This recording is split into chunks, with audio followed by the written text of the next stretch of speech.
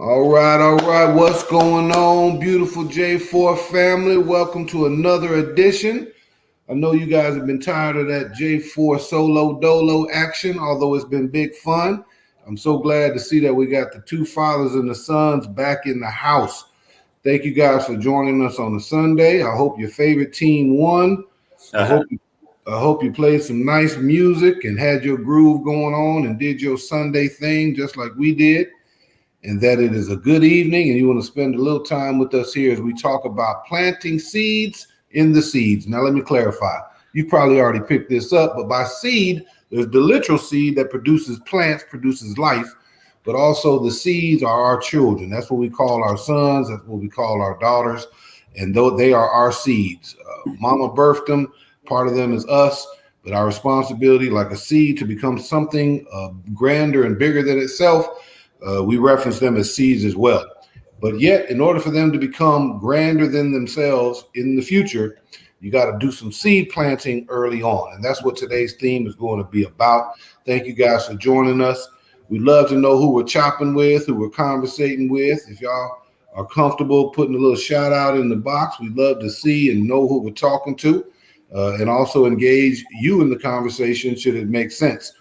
While we're getting ready here, I just want to encourage everyone to please share this outward with some fathers, with some sons who could benefit from how we're coming at them.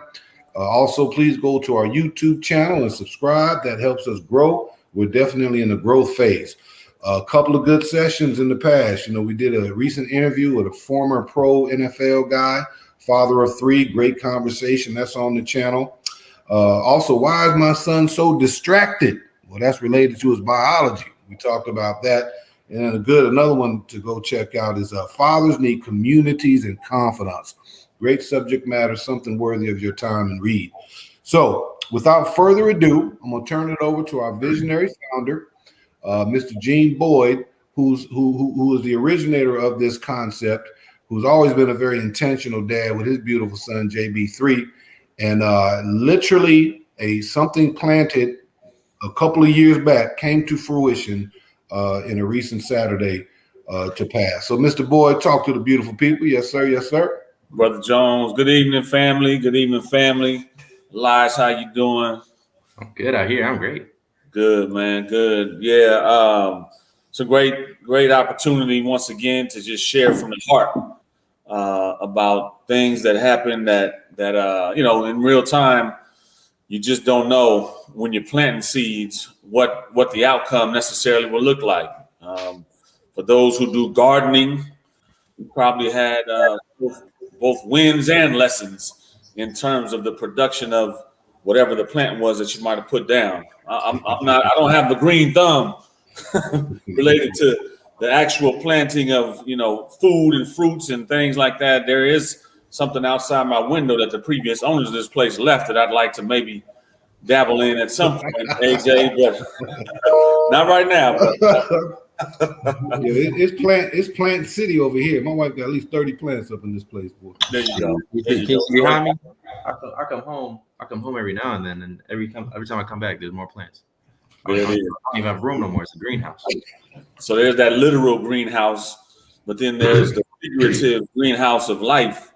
And I shared something with AJ last week because Gene Boyd III, who's on the screen here, is currently in his second year of being a Division I college student athlete. And like many young men when he was younger, for some reason he had an interest in the San Francisco 49ers. Yeah. I don't even know if you remember that, Gene, when you called yourself being a 49er fan. And so the first thing that was bought for Gene that related to football, he was probably, 4 or 5 years old. It was like a 49er helmet and a jersey. And, he put it on and wore it around and ran around like he thought he knew how to do something. I don't know where that went because he then became a so-called Steelers fan. And I think he's just a fan nowadays. But, long story short, like many young men, Elias as well, has talked a little bit about his sport exploits when he was in, junior high and high school and all. And so Gene got involved with football and track at a bit of a younger age. And, we live in the era where we got these phones that we can carry around. So we got all kind of little video clips on different things here and there when Gene was coming up. And there was an episode, I would call it 4 years ago. So AJ, it was 4 years ago. About freshman, sophomore years. Sophomore year. It was a sophomore year in high school. And he was going to Corona del Sol, which is here in Tempe. And, was still learning the game. And you always talk about what it would look like. What would it look like? And what are the things that one needs to do to be X or Y, right? People always have daydreams about their future. And, what does it take to make it to the next level of any given thing? If someone's a public speaker, as AJ does an incredible job with that. What does it take to be at the next level of public speaking? What does it take to get to the next level of football? For Gene was the conversation. And I don't know what prompted me to be looking back in my timeline or looking back in my photos and so forth. But I was looking back last week, 2 weeks ago, and Gene's team was going to play against UCLA in the Rose Bowl in Southern California, which is a dream for many people. And as I was looking back in these pictures, I came across a video from 2017. I'm going to see if I can pull this up real quick. Sure. Let me share this screen. Can you guys see my screen? Not yet. Not yet? Okay. Let me see if I can pull this off. How about now? All right, it just popped up. Go ahead, switch to the Facebook tab. All right, here we go. Can you see it? Okay. So I'll explain this, but I'll play this real quick. Here we go. Man, we got a video. This is about me trying to get on the field here. So as you can see, we're at UCLA on the field at the Rose Bowl. T-step. Young Gene. Young Gene right there. Let me stop the share real quick. So the long story short was that Gene was sophomore playing in high school and had declared that he wanted to play collegiately and had also declared he wanted to play professionally at some point. And so I took him with myself to Los Angeles. ASU was playing against UCLA that weekend. And my idea was, look, I'm going to take him and make it almost like he is traveling with the team. They had Monday off because I think it was Veterans Day weekend. And so we went to the stadium the day before the game. The team showed up and did a walkthrough. I said, see, there go the guys. This is what they do the day before the game. Then we went back to the team hotel and had dinner with the team. Next day, we rode out behind the buses with the motorcade, taking them to the field. Walked into the locker room and walked out to the field and all. And every step of the way, it was kind of like, hey, man, this is what this looks like. What would it take? What do you think? So the conversation over the weekend is, what do you think it would take to get on a field like this? And that's what I was asking him in the video. And so he would, give responses and so forth. And when I shared that with him this last week, right before, it was like 4 days before they were going to go play. You remember what you said when you saw it? When I shared it with you, Gene? I was just like, man, but I couldn't even imagine, doing what I'm doing today. So, you have dreams and stuff, but then again, it's only a dream. You can't really imagine, you know what I'm saying? You can't really get a full feel of it. So he said, wow, just wow. That was his response to the text with the video. Then he said, man, we were just kind of laughing like, what if it could be true? And I said, nah, son, I wasn't laughing like, what if it could be true? That was an intentional planting of a seed in your mind and in your spirit that then we could water that seed. Then along the way, we can help you pull out the weeds from that seed, because there was weeds along the way too that would try to grow up and strangle that plant or that seed, right? Pull the weeds, water it, nourish it, and continue to march out the reality of what it would take to make that come true. A saying I adopted a long time ago: a vision without proper action is hallucination. Yeah. Right. So that moment where we were on the field at the Rose Bowl saying, "Hey man, what would it take to get back here?" That would have never happened if you didn't follow through your commitment and your convictions and your passions and work your craft, right? So in that space and time, there was an intentionality to giving this young man, my son, my seed, a vision for what could happen in the future, and then revisiting that constantly revisiting, constant conversations about elevating. Hey man, what are you doing with your time? You need to be watching more film. Hey man, you need to be making a better relationship with that coach. Hey, you need to be networking with these other guys who are high achievers. See that high achiever over there? You need to be friends with him versus that cat over there, right? All these things along the way then produce a moment in time where this kid is going onto the Rose Bowl floor. His grandmother, which may be her last time to be able to do something like that just because of age and mobility and all, was able to play the game as well with his aunt, right? I mean, there was just kind of a confluence of all kinds of different things. I played on that field in 1993 myself personally, right? The coach that's coaching him right now was my coach at the time when I played here. I mean, serendipity, karma. I mean, there's all kind of things that play that produced that moment, but it was powerful, man. It was powerful. And I know AJ, you and Eli share a similar connection story in that regard too, in relation to the fraternity, right? Yes, sir. Yes, sir. Now, Gene, did you have a little frog in your throat there? That's the whole symmetry of it. The whole, you did it. You sort of prophesized it in a physical way with the video. Feet on the ground in a place, and then JB 3-4 years later, you actually play in the game in the same stadium, and your grandma's out there. Yep. That's got to be surreal, man. Man, it was insane.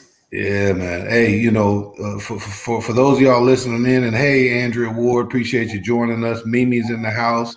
Auntie Gwen is here with us as well. Fathers, I hope you all have many, many, many experiences where you get to actualize something that was profoundly meaningful for you, and then your children actually follow in your steps at one particular point. Dr. Wentz in the house as well. We're talking about planting seeds, right? The first thing I'd want to say before I kind of talk about a different version, iteration of what Gene just shared is in order for our sons, fathers, listening in order for our sons to follow in our footsteps, we got to be doing some things, right? Fathers as young men or as young fathers, we got to be involved in stuff. We talked about fathers need communities. Fathers can benefit from organizations. Fathers, membership and things, especially where there's other men involved, are all very important things to our own support, our own growth, but also for our own community. And assuming these things are around the next generation, it can also be something that your children are directly involved with.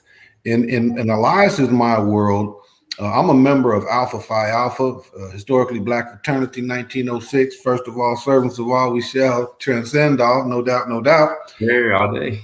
Yeah. But I joined that thing in college, y'all. I was 19 years old, 1987.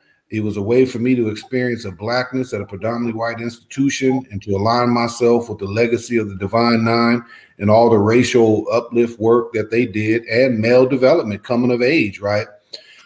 So whatever the math is, I've been a member in my fraternity longer than over half my life, right? And it has been indebtedly positive in terms of leadership development and experiences.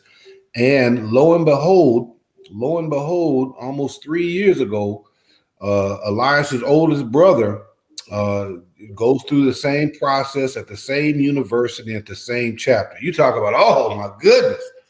Man, my son is a member of Alpha Phi Alpha as well, and then also now Mu Eta.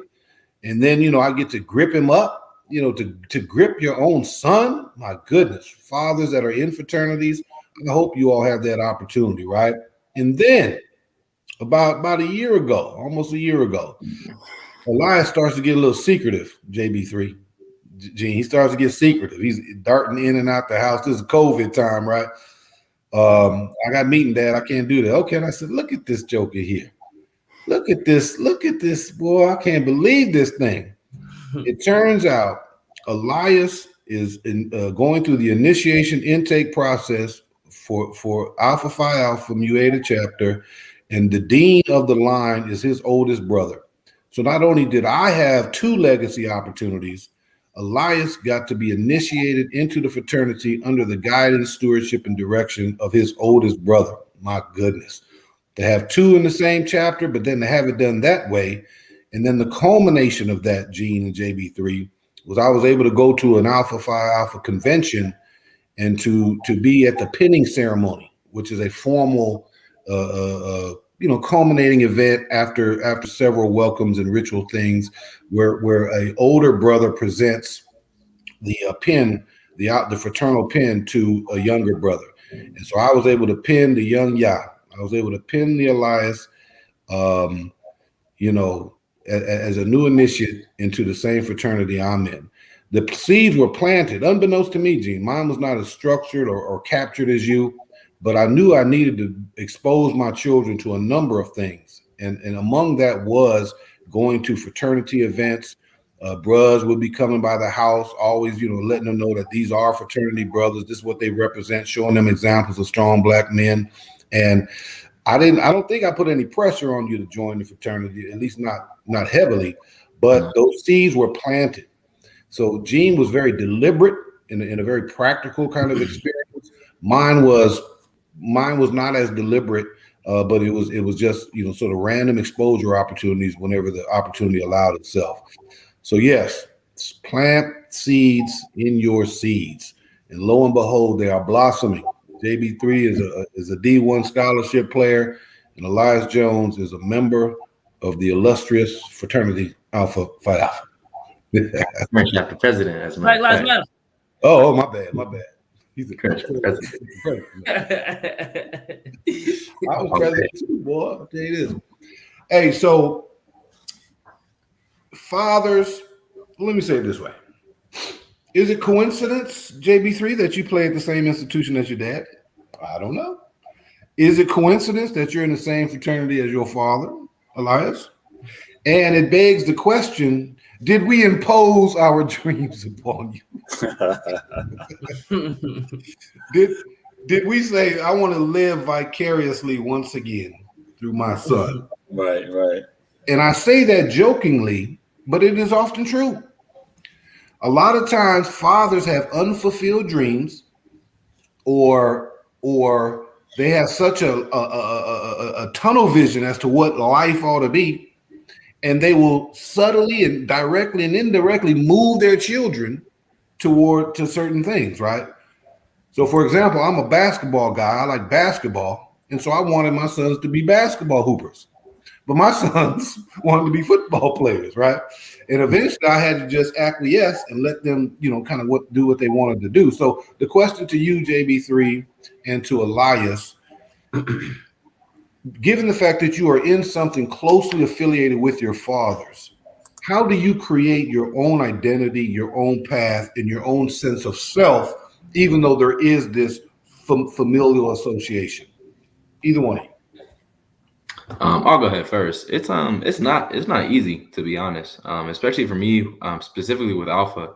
It's one thing to have your dad as an Alpha as well, being a legacy, but the same chapter in the same city. So I'm an NCAA student. So I'm from Arizona, so I meet Alphas every day, and they know you. So they're like, oh, you AJ's son. And then on top of that, my older brother was my dean, and he's already done his fair share of stuff with the fraternity too. So I got kind of like two shadows I'm trying to work with, and I'm still trying to find my own way at the same time. So it's not easy at all. And for a while, I kind of struggled with it.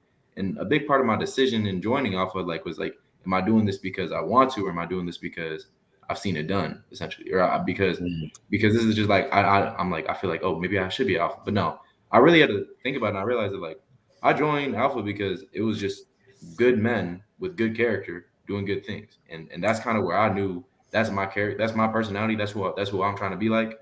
And I knew that by putting myself in situations where I'm surrounded with better people, that's going to kind of advance me. More so to answer the question though about how have I like kind of found my own path. And honestly, I try not to.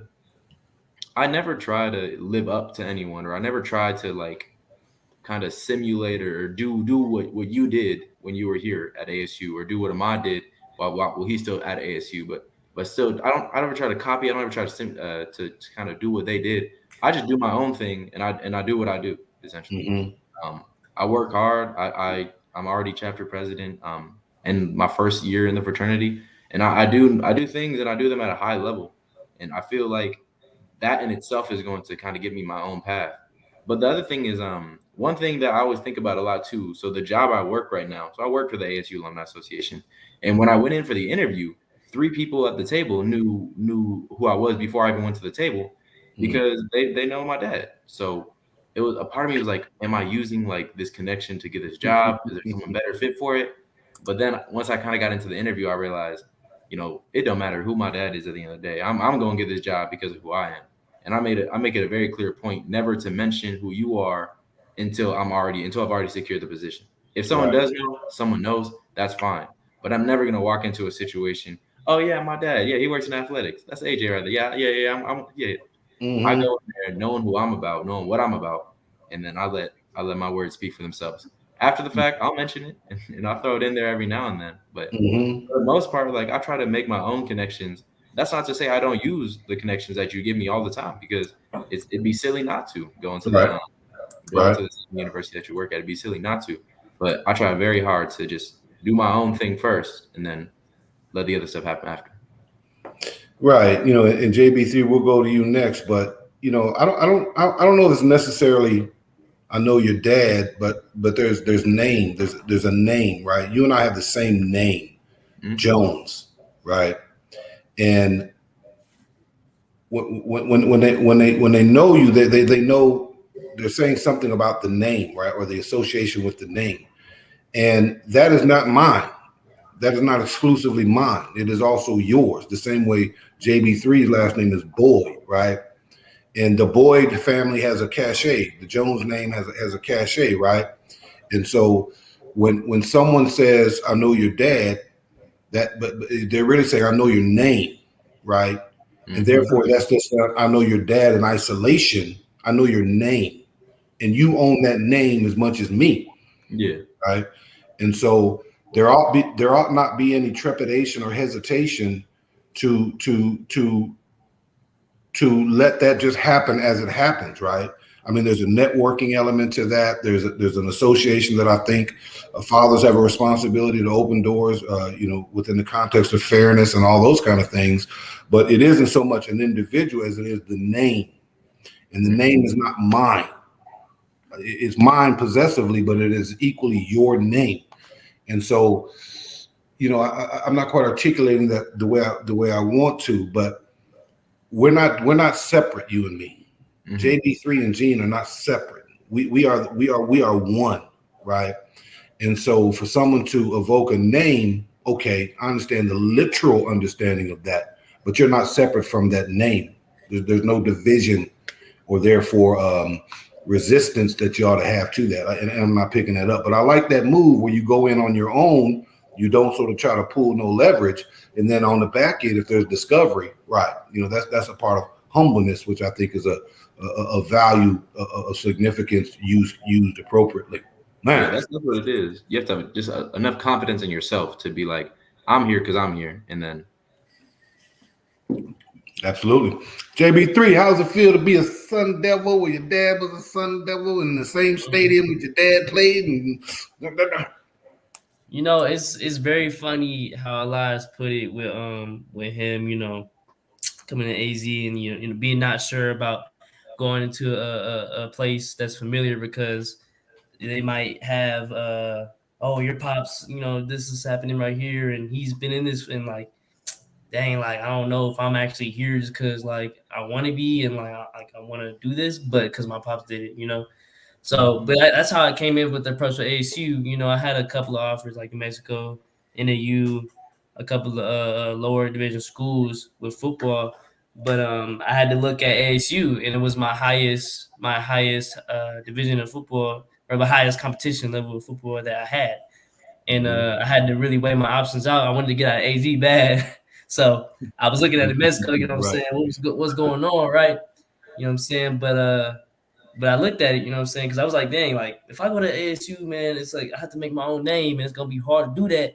You know what I'm saying? My pop is the AD, and it's like, oh, you here because you're the pop, whatever, and then I get disregarded, right? So I was kind of wrestling with that, and then I looked at New Mexico, but eventually I just came to understand. I was like, man, I'm gonna go to ASU and I'm gonna make my own little thing, my own little legacy, and do what I have to do. You know what I'm saying?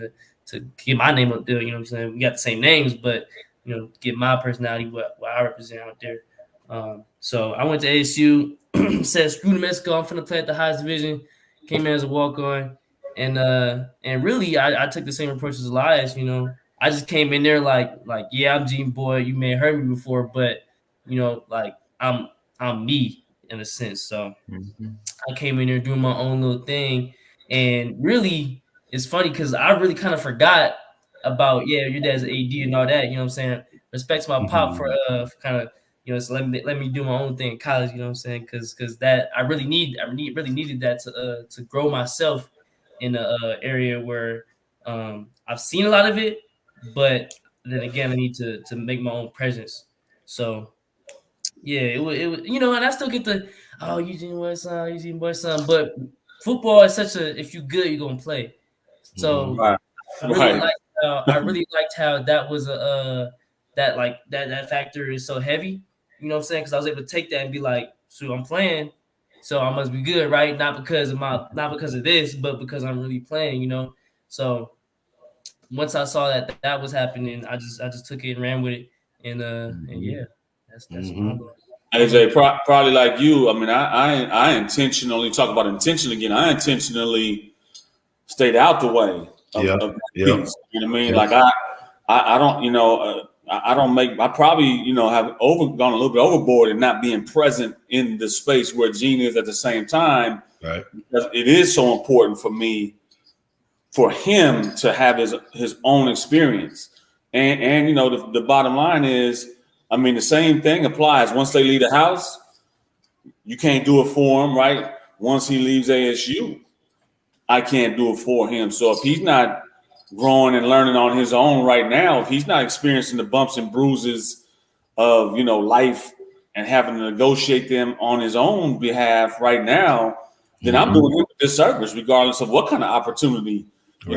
may be afforded to him because of the history or whatever the case is. So, I think we both worked hard to, respect each other's presence, but also allow for each other to be our own individuals in the space, because I don't, I mean, look, I don't want to deal with his mess, right? Any little thing that happens is going to come across my desk, and I've told people slowly but surely along the way, like, hey, deal with that with him.